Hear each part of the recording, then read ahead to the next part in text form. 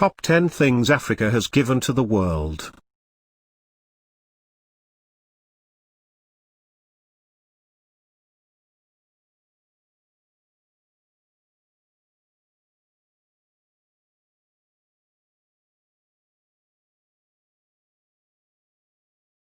Jollof rice. Now that Jamie Oliver has written a recipe for jollof, the rice dish may soon reach such dizzying heights of popularity that its West African origins will be forgotten.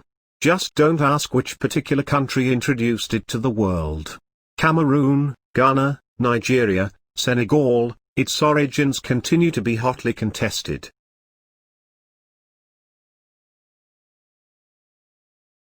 Penis transplants. After performing the first heart transplant in 1967, South African surgeons scored another first by this year, carrying out the world's first transplant of the male organ. The 9-hour operation in March 2015 allowed its 21-year-old recipient to become sexually active, and he wasted no time in proving its efficacy. In June, head surgeon Andre van der Merwe announced that the young man's partner was pregnant.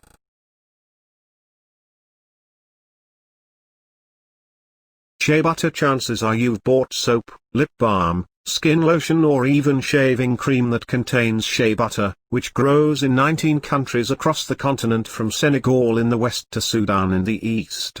Skincare brand L'Occitane calls it nature's miracle beauty balm, the perfect quick fix for almost anything. Cleopatra, who knew a good thing when she saw it, hello, Mark Antony, is said to have used the butter, making it a very valuable commodity during her reign. Jazz. It's all about the polyrhythms, 2 or more different rhythms happening at the same time, which European folk music also has, but African music spread.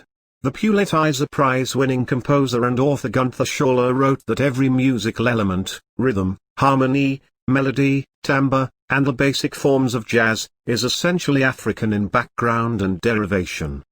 But Africa didn't only give us blue notes, it may also have given us Beethoven. This year, a group of musicians revived the question about Beethoven's ethnicity, arguing that his piano music should be played polyrhythmically and that, as played by most classical pianists, the left hand appears to have almost no rhythm, no soul. Ouch. Jazz. It's all about the polyrhythms, 2 or more different rhythms happening at the same time, which European folk music also has, but African music spread. The Pulitzer Prize-winning composer and author Gunther Schuller wrote that every musical element, rhythm, harmony, melody, timbre, and the basic forms of jazz, is essentially African in background and derivation. But Africa didn't only give us blue notes, it may also have given us Beethoven.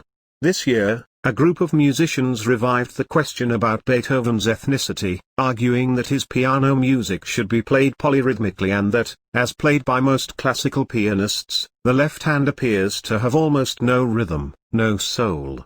Ouch.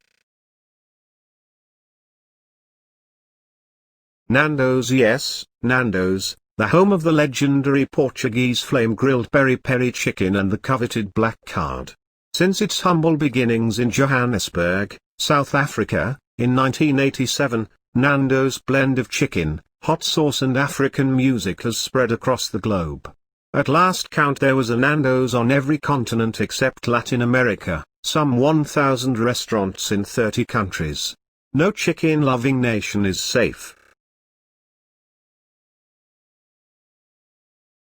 Mobile phones. Not all of it, obvious, but in the inner workings of your most precious possession lie bits of the Democratic Republic of Congo in the form of the mineral cobalt, which is used to make rechargeable batteries.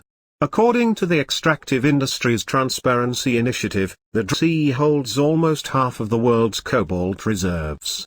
And that's not all. The DRC is among the world's largest producers of cobalt, copper, diamonds, tantalum and tin.